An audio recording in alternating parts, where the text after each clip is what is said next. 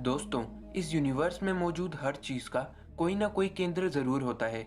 चाहे वो आपका फोन हो या फिर हमारा चंद्रमा या फिर खुद पृथ्वी ही क्यों ना हो, हर चीज का कोई ना कोई केंद्र जरूर है।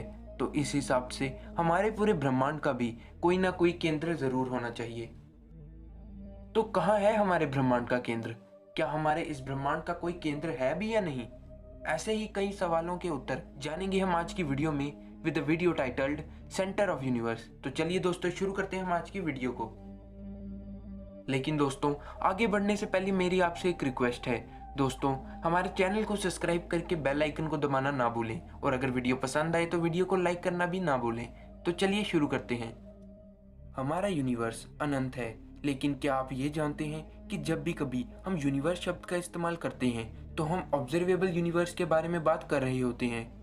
यानी कि यूनिवर्स शब्द के दो मतलब निकलते हैं, एक पूरा यूनिवर्स और एक ऑब्जर्वेबल यूनिवर्स। आइए पहले जानते हैं ऑब्जर्वेबल यूनिवर्स के केंद्र के बारे में, फिर हम जानेंगे पूरे यूनिवर्स के केंद्र के बारे में। ऑब्जर्वेबल यूनिवर्स हमारे अनंत ब्रह्मांड का वो भाग है जहां से आज तक हमारे पास रोशनी पहुंची है। यानी कि ऑब्जर्वेबल यूनिवर्स का सेंटर कहां पर है वह इस बात पर निर्भर करेगा कि आप इस समय कहां हैं। यानी कि आप इस समय कहां से खड़े होकर ब्रह्मांड के एज को ऑब्जर्व कर रहे हैं। उदाहरण के तौर पर आप इस समय पृथ्वी पर हैं और पृथ्वी से खड़े होकर एज ऑफ द यूनिवर्स को देखते हैं, तो इसीलिए पृथ्वी ही आपके लिए ऑब्जर्वेबल यूनिवर्स का केंद्र होगी। वहीं अगर आप मंगल ग्रह पर है तो मंगल ग्रह ही आपके लिए ऑब्जर्वेबल यूनिवर्स का केंद्र होगा। दोस्तों, आशा करता हूं कि अब तक आप समझ चुके होंगे कि ऑब्जर्वेबल यूनिवर्स का केंद्र क्या होता है। तो आइए अब जानते हैं कि हमारे पूरे ब्रह्मांड का केंद्र कहां पर है। हमारा यूनिवर्स अनंत है और चारों दिशाओं में सामान्य रूप से फैला हुआ है। इसका मतलब ये हम कहीं से भी इस अनंत यूनिवर्स को ऑब्जर्व करें, ये हमेशा सेम ही दिखेगा।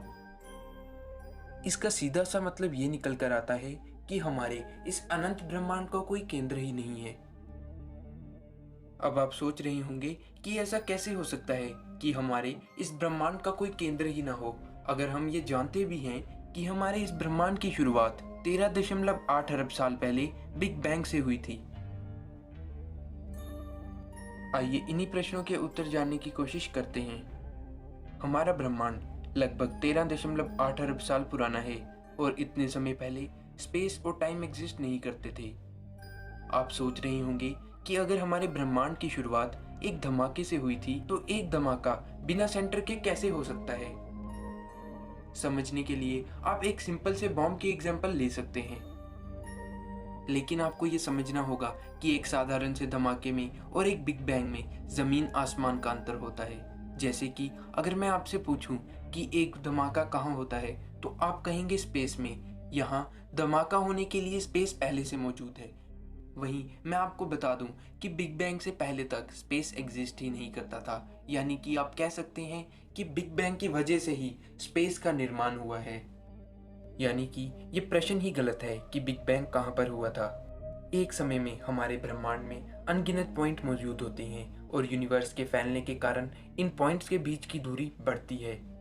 और वहीं अगर हम समय में पीछे जाएं तो हम पाएंगे कि इन पॉइंट्स के बीच की दूरी घट रही है। और अगर हम समय में इतना पीछे चले जाएं कि जब बिग बैंग हुआ ही नहीं था तो हम पाएंगे कि इन अनगिनत पॉइंट्स के बीच की दूरी शून्य हो गई है और हमें ऐसा प्रतीत होगा कि केवल एक ही पॉइंट मौजूद है। हम इसी पॉइंट को पॉइंट ऑफ सिंगुलैरिटी कहते हैं। यहाँ ध्यान देने वाली बात यह है, यहाँ ना ही कोई पॉइंट बना है और ना ही कोई पॉइंट तबाह हुआ है, केवल दो पॉइंट्स के बीच की दूरी बढ़ी या घटी है। इसीलिए ये कहना गलत होगा कि हमारे ब्रह्मांड की शुरुआत एक धमाके से हुई थी। जो सही स्टेटमेंट बनती है वह ये है कि हमारे ब्रह्मांड की शुरुआत एक ऐसे पॉइंट से हुई थी जो अनगिनत पॉइंट्स को जोड़कर बना था। क्योंकि ये पॉइंट्स चारों दिशाओं में सामान्य रूप से फैले, इसलिए हमारे इस ब्रह्मांड का कोई केंद्र ही नहीं है। आशा करता हूँ दोस्तों, अब आप जान चुके होंगे कि हमारे इस ब्रह्मांड का कोई केंद्र ही नहीं है। तो दोस्तों, यही थी हमारी आज की video centre of the universe. दोस्तों, अगर वीडियो पसंद आई हो तो वीडियो को लाइक करके चैनल को सब्सक्राइब करना ना भूलें। मिलते हैं किसी अगली वीडियो में, तब तक के लिए गुड बाय।